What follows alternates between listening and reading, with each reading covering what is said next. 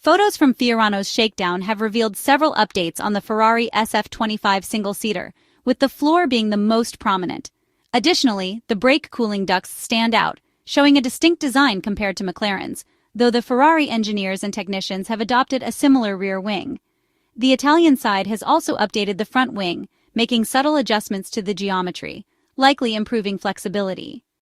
Real-world images offer a clearer view of the front suspension, particularly compared to the renderings. Aside from the shift to a pull rod configuration, the suspension follows the same layout as the previous Formula One season.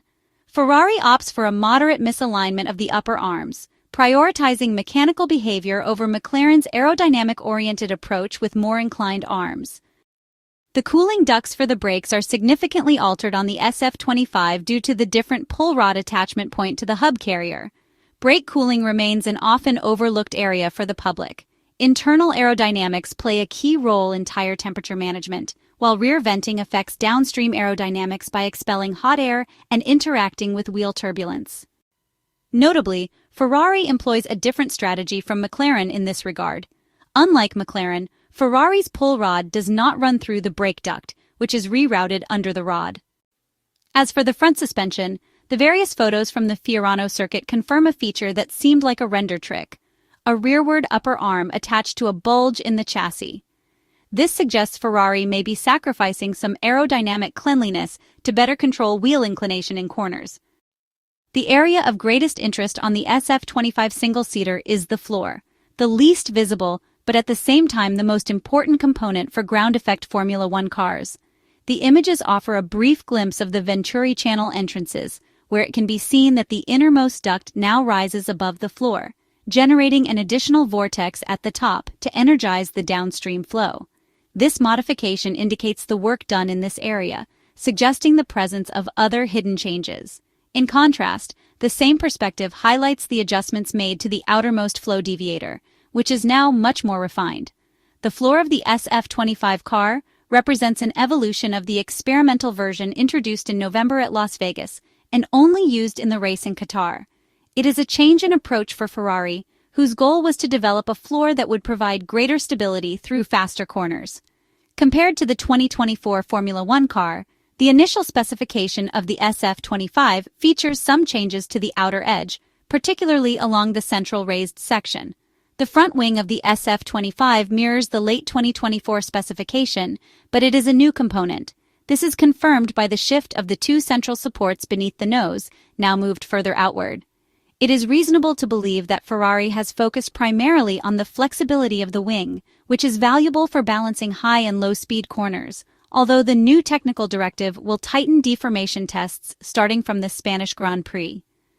At the rear, the new medium-load wing makes its debut, inspired by the wing introduced by McLaren at the last Brazilian Grand Prix, and carried over to the new MCL-39.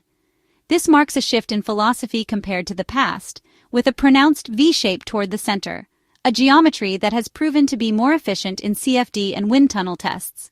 Ferrari and McLaren continue to study each other, but not without thinking for themselves, both developing different original solutions. The Ferrari SF-25 is a single-seater designed to allow significant development margins throughout the season. Leclerc was clear in explaining the concept of the car, which has changed considerably compared to last year. The French engineer stated that the SF-24 was fairly competitive by the end of the season, but updating it and finding performance improvements was becoming increasingly difficult, so they had to find space to accelerate the development pace. As previously mentioned, the most visible aspect of the change is the adoption of the pull rod layout for the front suspension, following the example of other top teams like Red Bull and McLaren, who had already made this transition. In the modern era of Formula One, it is a solution that had been revisited by Gabriele Tredozzi on the Minardi PS01 in 2001. This is why the expert Italian engineer is the best person to comment on the choice made in Maranello for the red car. At the time, the decision was the result of the advantages the pull rod could offer in reducing weight, explained Gabriele Tredozzi. They had a low nose, which helped achieve a good center of gravity, although with a minimal lever section, it was necessary to have a more robust upper arm. According to the technicians at Ferrari, however, the benefit sought with the SF-25 is more aerodynamic than mechanical. There is no doubt, according to Gabriele Tradozzi, that the push rod strut interferes with an area that disrupts the airflow towards the floor. On the other hand, by having the lever working from the hub carrier towards the floor of the chassis, it is possible to achieve cleaner airflow, even in controlling the wake of the front wheel. So, is the judgment positive? Both layouts can be valid, added the former Minardi technical director, depending on the constraints set by the regulations.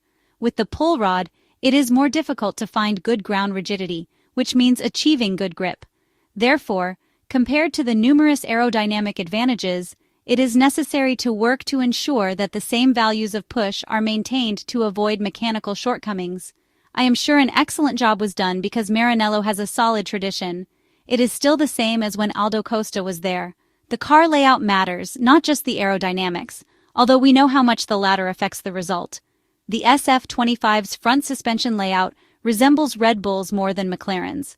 Rod Marshall took the concepts to the extreme on the MCL-39 with very bold solutions, already successfully tested on the MCL-38, using the rear arm of the upper triangle at a steep angle, not so much to enhance the anti-dive effect under braking, but to create a more effective flow duct that pushes the air toward the floor to increase downforce. Ferrari, on the other hand, kept the steering arm in front, just like on the RB20, whereas on the MCL-39, this important detail is located behind the lower triangle. The carbon fiber cover of the steering arm on the Ferrari has been refined. It is shaped to generate an airflow path with the lower triangle. But there is an important aspect. This Ferrari has seen the two front wheels moved further forward to maintain the 3,600mm wheelbase, after shortening the rear of the gearbox, to shift the masses more towards the rear. The cockpit and the side pod inlets are positioned further away from the front wheels to better manage turbulent wake. The Ferrari car, however, will need to use ballast at the front to meet the weight distribution dictated by the regulations. Since more ballast can be used, it is reasonable to believe that the SF-25 has reached the 800 kilograms limit, otherwise it would mean that it was slightly overweight at birth. The confirmation of the significant structural change comes from comparing the new car with last year's model.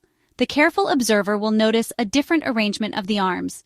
In 2024, the front upper triangle arm was slightly tilted backward, while now it is perfectly straight. The two sides of the suspension could be connected by a single upper element passing through the chassis, as had been planned on the Red Bull and later copied in development by Mercedes. The last time the Ferrari engineers and technicians had adopted the pull rod front suspension was in 2012 with the F2012, keeping this layout until 2015 with the SF-15T, but with very few successes. The SF-25 single-seater, however, begins the final season with the ground effect car regulations with a single goal, to fight for both world championships, the drivers and the constructors one, with Lewis Hamilton and Charles Leclerc.